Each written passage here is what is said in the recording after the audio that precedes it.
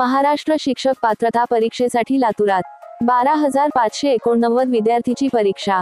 November 23 रोजी 2 सत्रात परीक्षा। लातूर जिल्ह्यातील 32 परीक्षा केंद्रांवर नोव्हेंबर 23 रोजी महाराष्ट्र शिक्षक पात्रता परीक्षा 2025 ते 26 आयोजित करण्यात आली आहे।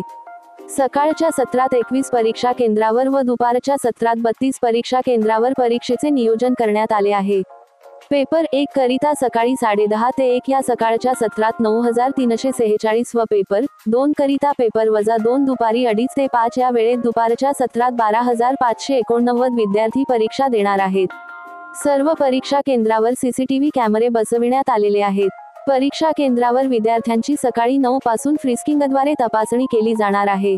तरी सर्व विद्यार्थ्यांनी वेळेवर परीक्षा केंद्रावर उपस्थित राहणे आवश्यक आहे। परीक्षा सुरळीत पार पाडण्यासाठी प्रशासन सज्ज असून कोणत्याही प्रकारचा अनुचित प्रकार घडणार नाही यासाठी सर्व परीक्षा केंद्रावर पोलीस बंदोबस्त तैनात करण्यात आला आहे।